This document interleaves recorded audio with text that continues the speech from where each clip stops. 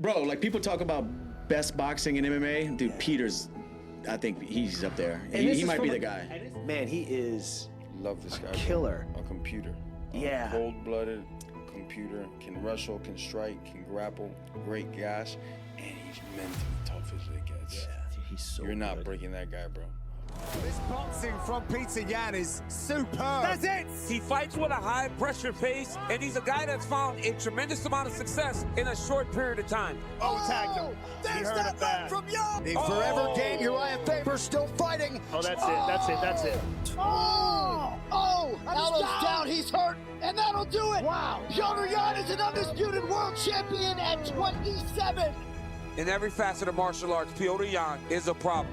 Petr Yan, considéré par beaucoup comme le meilleur boxeur de l'UFC, mais réduire Yan à un simple boxeur serait une erreur. Car il a construit un véritable système sur la précision et cette manière d'avancer comme si rien ne le perturbait. Et pourtant, rien de tout ça ne le prédestinait à devenir l'un des strikers les plus froids de la planète. Yan, né le 11 février 1993 à Dinka, en Russie. D'un père d'origine chinoise et russe, et d'une mère d'origine russe et géorgienne. Enfant, déjà, il avait l'habitude de se battre dans la rue avec des inconnus et à l'école avec d'autres élèves. Mais ce n'était pas de temps en temps, c'était tellement récurrent que sa famille devait déménager souvent pour essayer d'éviter ça. Pour régler ce problème, sa famille a d'abord essayé de le mettre au foot et d'autres sports. Mais ce n'était pas suffisant pour lui. Et son grand frère, lui, faisait de la boxe. Il a donc voulu faire pareil. Cependant, au départ, son grand frère lui interdisait de venir avec lui. Alors il le suivait discrètement, pour ensuite aller s'entraîner et apprendre la boxe. À partir de là, c'est la révélation. Il va s'entraîner pendant 8 ans avant de faire sa transition vers le MMA et ses débuts professionnels en 2014 contre Mourad Bakiev.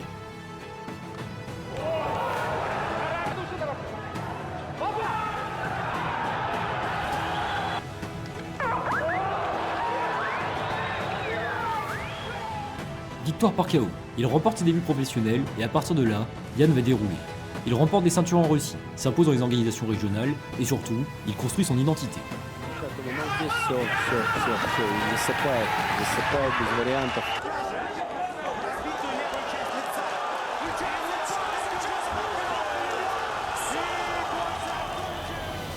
En 2018, ayant alors accumulé un palmarès de 9 victoires pour une défaite, il est appelé pour faire ses débuts à l'UFC.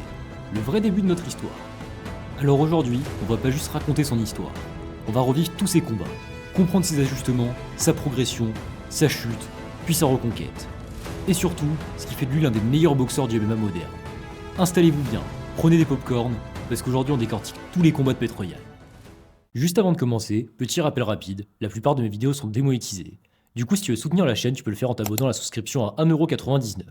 C'est pas grand chose, mais pour moi ça change tout. Merci à ceux qui le font, et maintenant, je vous souhaite une très bonne vidéo. Lorsqu'il signe à l'UFC en 2018, Yan n'est déjà pas qu'un prospect. Mais ça, le monde ne le savait pas. Il est opposé à Teruto Ishihara, un gaucher mobile et imprévisible. Dès le début du combat, Ishihara se déplace beaucoup et veut garder Yan à distance avec ses kicks.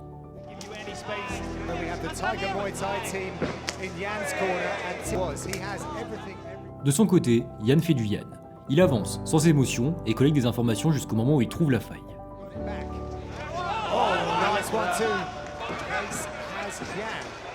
So both of these guys show very solid chins.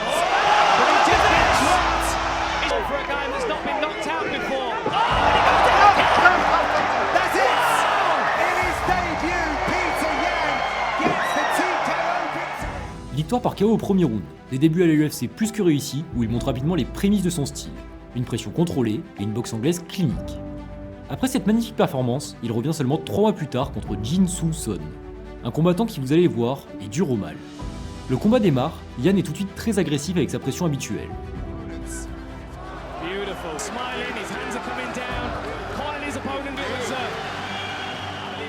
Son, lui, essaie de casser la marche en avant de Yan avec son jab. Mais Yan ajoute également du clinch et dévoile une nouvelle facette de son jeu, son dirty boxing.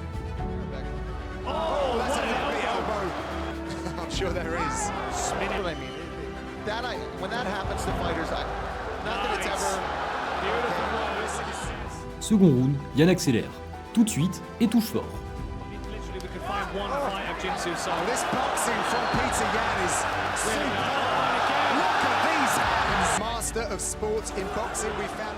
Yan fait également une chose intéressante, puisqu'il a encore souvent tendance à surengager sur certaines frappes. Il va donc se permettre de le faire pour ensuite au pire se rattraper en clinch et s'appuyer sur son dirty boxing. for a second, which is why. Right, he'll like cover up. Nice, look at that. Now, but Yan is looking to detach his chin from his face. Troisième round, et là c'est autre chose. Les deux hommes se livrent une véritable guerre. Plus le round avance, plus il est sauvage. Et franchement sur certaines frappes, je me demande comment Son fait pour ne pas devenir le highlight de l'année. We already know that Peter Yan's. Oh, look at that! For Yan, puts him out there again, the elbow. Well, he's comes. Oh, nice. These were two guys who are in the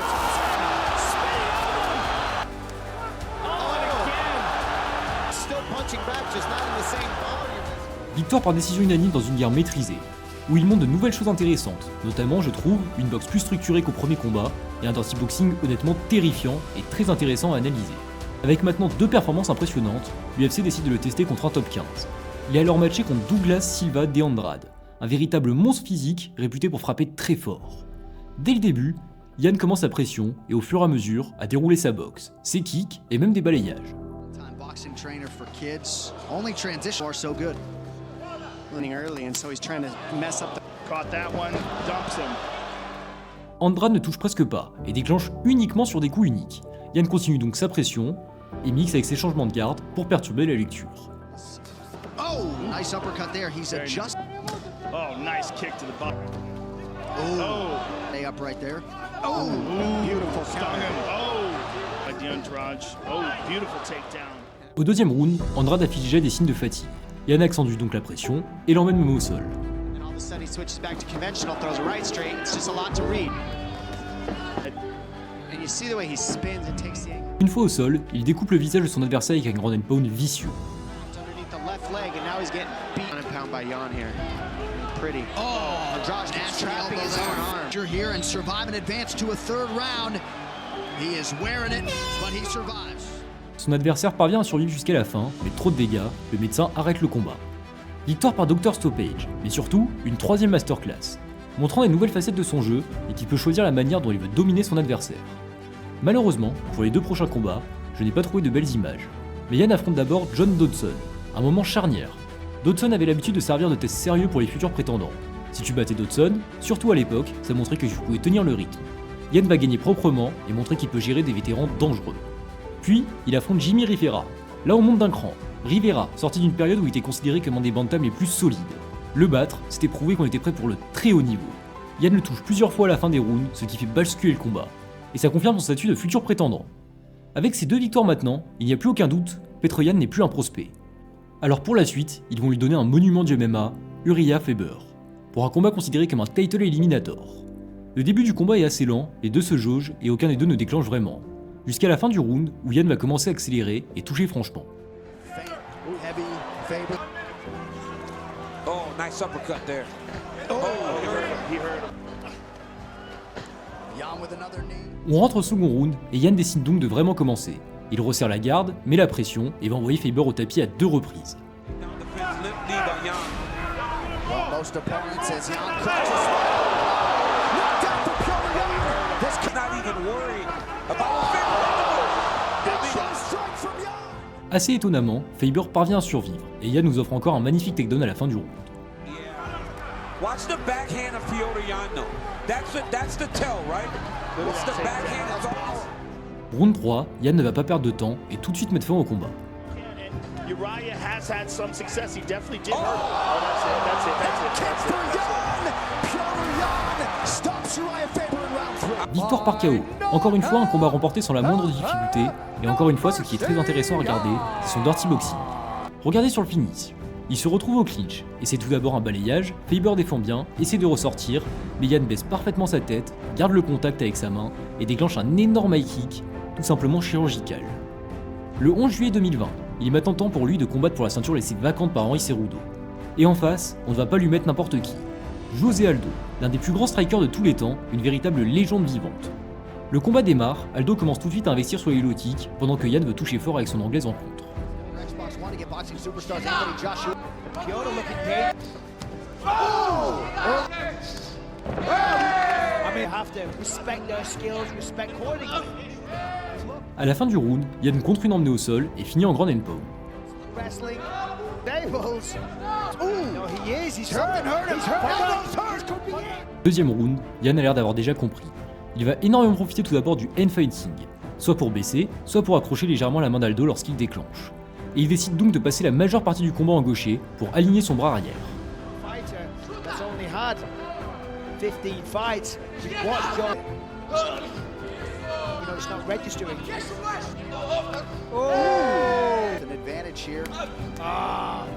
Troisième round, et là on voit le côté le plus flippant, mais également risqué de Yan.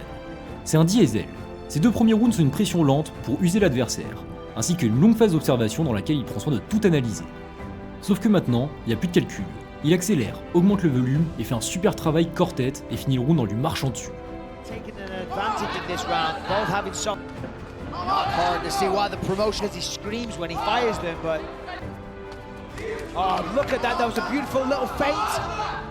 Quatrième round, Yan recommence fort. Grosse pression, et là on peut analyser quelque chose de très intéressant sur la garde de Yan. Sa garde vit, elle est active. Regarde ici, lorsque Aldo envoie un crochet au corps, il ne se contente pas de bloquer ou de conserver sa garde haute. Il bloque et au même moment contre avec le même bras. Puis durant le reste du round, les deux hommes nous offrent de magnifiques échanges et Yan passe pas loin de le faire céder. Yan alludes to me that he's in better condition. Oh, that was a big one! And he covered up now a right hand. He's looking for a finish.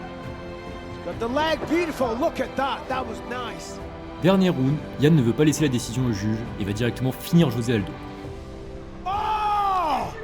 Man, huge start to the round. 1-2 down the pipe. And he's down. He's hurt. Petr Yan trying to close things out here. He's not going to tap. He's not going to give up like that. And that'll do it. Petr Yan is an undisputed world champion at 27. Victoire par TKO. Encore une incroyable performance. Sa garde a énormément dérangé Aldo puisqu'il n'arrivait pas à rentrer en anglaise sans se faire contrer. De plus, son choix tactique de rester en gaucher est déterminant, puisque c'est bien sa gauche qui lui permet de mettre fin au combat et de devenir le nouveau champion de l'UFC.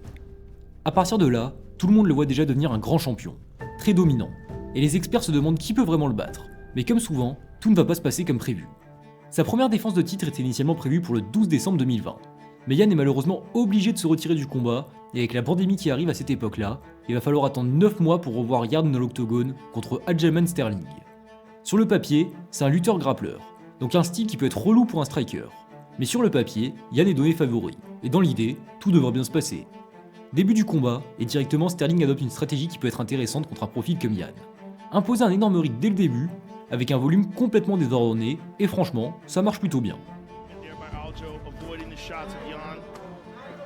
Yan is so solid with his defense. Oh, a knee from Sterling. Physically, just looking at him. Look at this. Oh, look at this. Oh. Yan, lui, va se réveiller à la fin du round en envoyant Sterling au tapis, puis en l'emmenant au sol. How patient Yan is. Doesn't rush in. Beautiful low kick. It does not matter. He never shows too much emotion. Look at this scissor. 30 seconds to go round one. But look at this. Second round, Sterling va littéralement spam les takedowns en boucle et coller une bonne partie du round Yan contre la cage. Sterling with a looping left again. Yan keeping that guard high. Now Sterling goes to the body. Balancing act of preserving energy while defending the takedown. Like maybe a clash of heads a moment ago. The pace is still crazy high. Cependant, Yan défend tout, mais n'a pas vraiment le temps de s'exprimer malheureusement debout.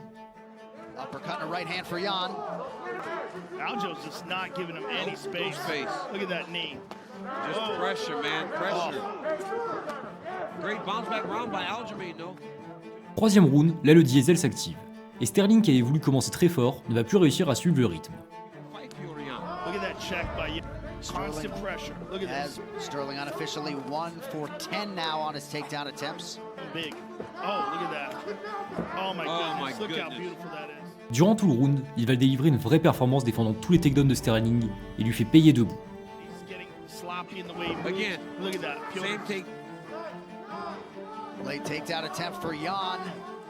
Le round 4 démarre et durant tout le round, Yan va à nouveau faire une masterclass.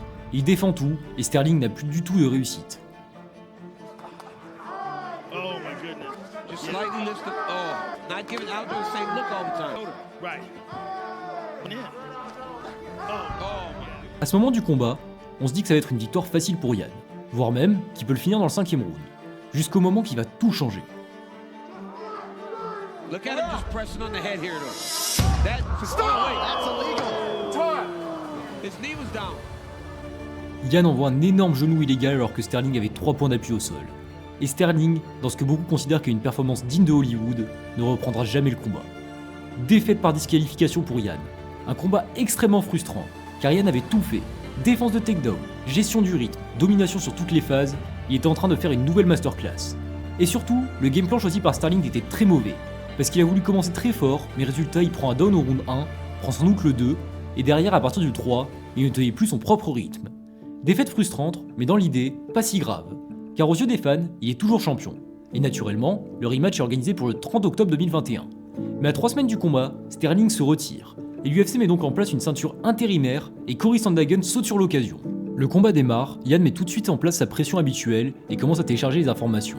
Sandhagen va répondre par des déplacements et du volume.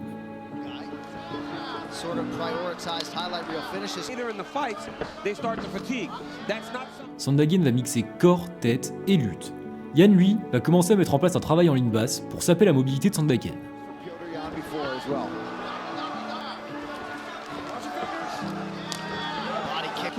But we've seen this right up in the gas tank, 4th and the 5th round. Everything just as equally from the... And Jan's already got such a high guard to begin with, and Cory's trying to take... Second round, Sandhagen démarre super bien. Contrôle des poignets, jab constant et de bonnes frappes au corps. Yan has made a set Combination, and he's thrown that body. moment ago. Sandhagen wise to it. Cory back to work on the bot. Cory Sandhagen. Mais à partir du milieu du round, le momentum change. Yan commence à envoyer des combinaisons de 3-4 coups et ligne mieux Sandhagen.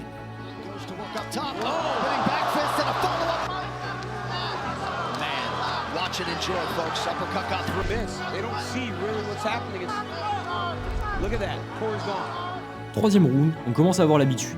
Yan reprend l'ascendant à ce moment-là en accélérant et en accentuant sa pression.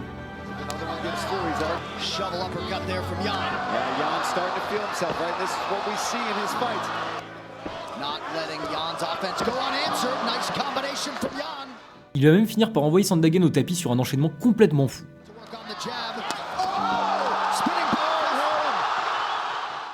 Crochet, spinning back fist et un nouveau crochet. Et c'est magnifique, parce que regardez, au moment où Yan envoie le premier crochet, Sandhagen remarque qu'il est complètement hors de position. Il baisse donc ses mains et veut le cueillir. Mais Yan surprend complètement Sandhagen avec le back fist. Finalement, Sandhagen va survivre, mais Yan va continuer à dominer jusqu'à la fin.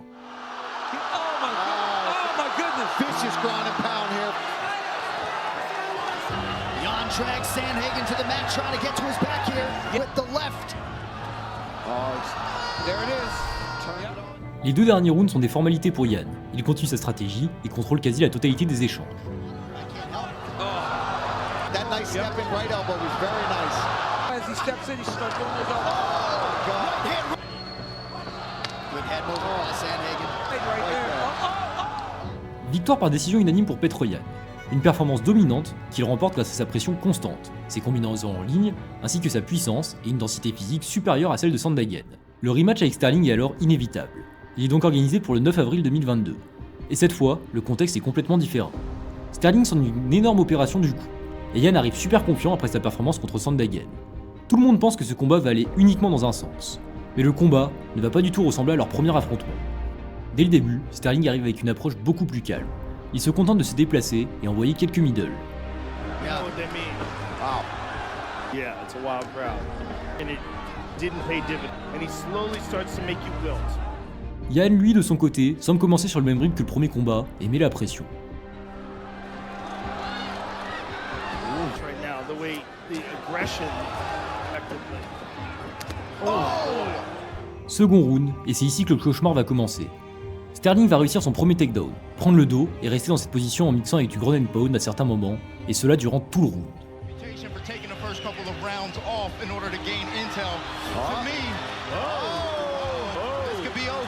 He needs to start ground and pounding for sure here. Oh, this is huge.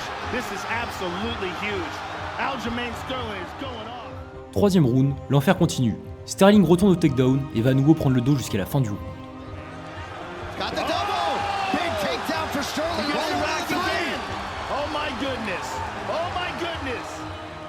On arrive maintenant dans les 2 derniers rounds, et à cause de son inactivité du premier round, il perd déjà 3-0.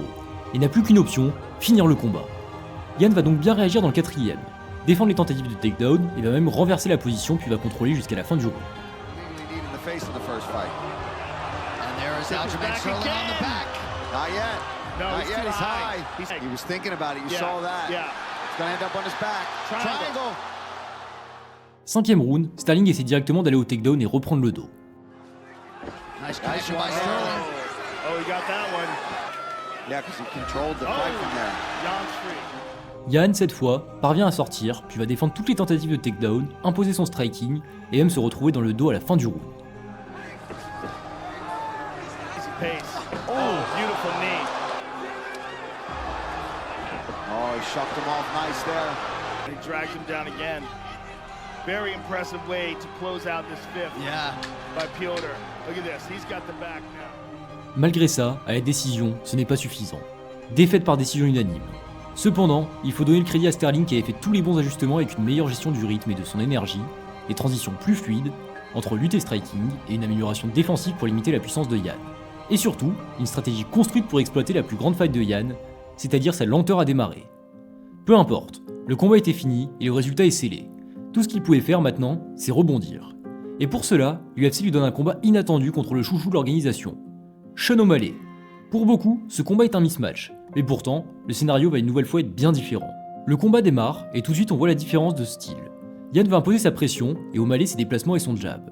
Le début sera assez patient, avec quelques bons échanges. Touch fingers though, so they both got to be careful. Left hand, O'Malley evades. Yan va accélérer, emmener O'Malley au sol, mais O'Malley va vite se relever et essayer de faire la différence en imposant un volume sur la fin du round.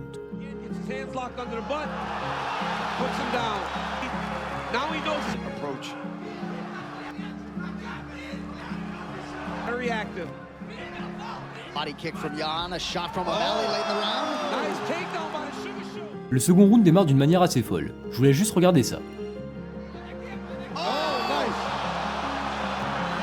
He stung him. You got him hurt. Sean's got him hurt bad. Oh! And now a massive hurt from Yan. And now he drags O'Malley down. Oh my goodness. Le combat va finalement revenir debout, les deux hommes nous offrent de bons échanges, et Yan emmènera à nouveau le combat au sol et contrôle jusqu'à la fin du round. Same technique. Oh, solid body kick there. Well, Round two. Head kick blocked by O'Malley. Oh, you actually got to the double there. Dernier round, O'Malley joue bien avec la distance au début et va avoir une très grosse séquence.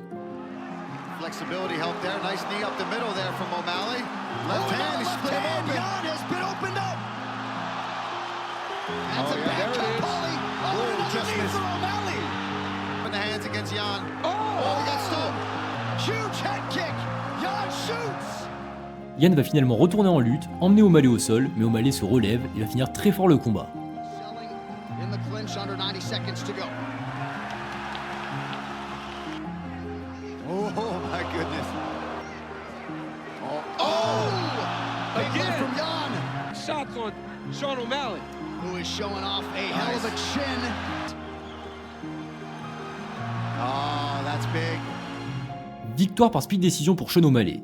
Et la salle explose, une moitié crie au vol, l'autre défend le scoring moderne basé sur les dégâts. Mais ce que ce combat a réellement montré, c'est que O'Malley a un style cauchemardesque debout pour Yan, avec son allonge, ses angles, ses front kicks et des placements circulaires.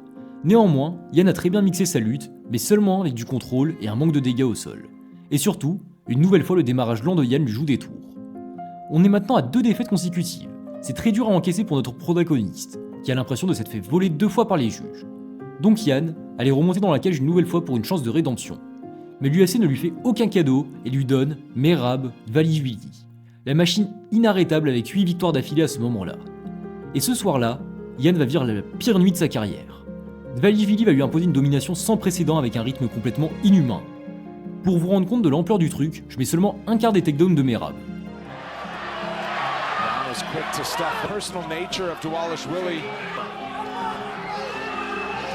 To have enjoyed a good first round. Yes, yeah. Kenny hand from Yan though. Take down On him out.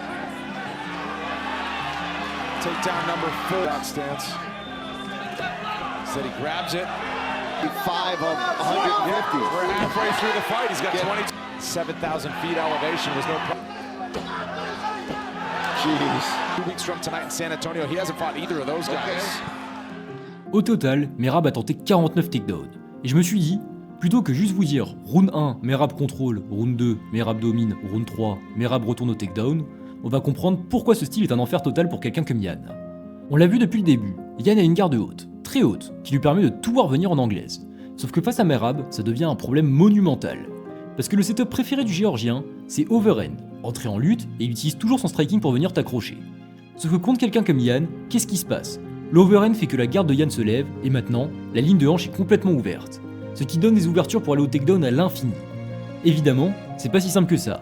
Merab a un niveau de lutte stratosphérique et n'a pas forcément besoin de la cage pour emmener son adversaire au sol, contrairement à beaucoup d'autres lutteurs.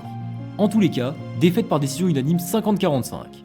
Et honnêtement, il n'a jamais existé dans ce combat. Yan est maintenant à 3 défaites consécutives, et une dernière prestation loin d'être rassurante. Il touche clairement le fond et passe de champion craint dans toute la division à 3 défaites d'affilée.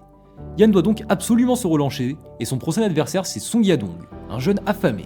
Le combat démarre assez lentement, mais Yan peine à trouver son rythme face à la vitesse de Song.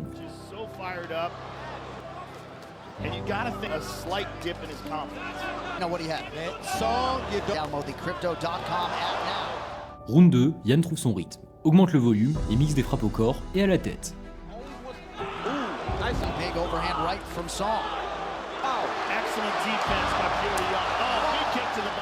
Il réussit à son tour plusieurs bons takedowns qui lui permettent de contrôler une grande partie du round.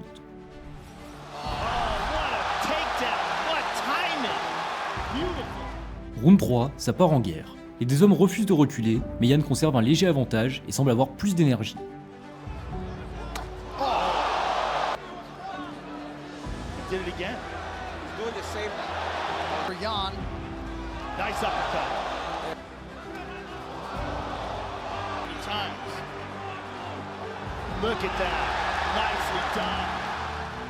Victoire par décision unanime. Pas la performance la plus flamboyante de sa carrière, mais le combat dont il avait besoin pour reprendre confiance. 8 mois plus tard, il revient et affronte Davidson Figueiredo. Et cette fois, on va enfin revoir l'ancien champion, même si le début de combat sera compliqué, car il va tout de suite se faire emmener au sol, mais très vite renverser la position.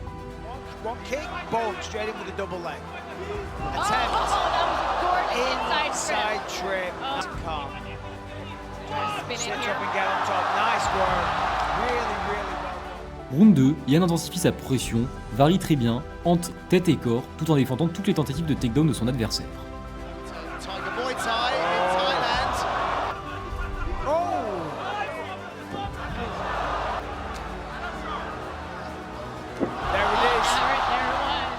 Les 3 derniers rounds sont un copier-coller du style Yan.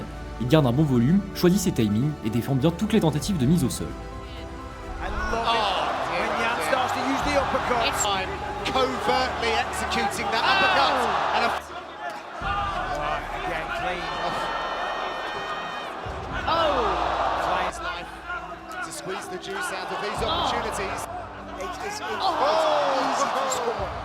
Victoire par décision unanime pour Petr Yan. Une véritable masterclass, et avec cette victoire, il prouve qu'il reste un vrai prétendant et qu'il a encore ce qu'il faut pour battre les meilleurs. On arrive maintenant sur le dernier combat à ce jour de Petr Yan contre Marcus Maggi. Un prospect intéressant, mais normalement pas au niveau d'Yan. Premier round, et Maggi impose un rythme assez piégeux avec un style assez atypique.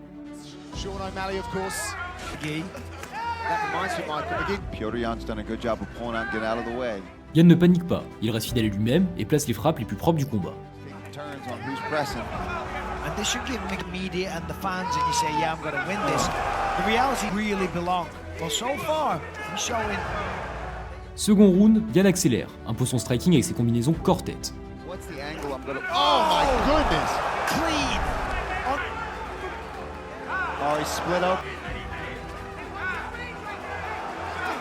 The technical brilliance of Piotr. Maggi ne démérite pas et essaie d'imposer son rythme, mais Yan coupe tout à chaque fois.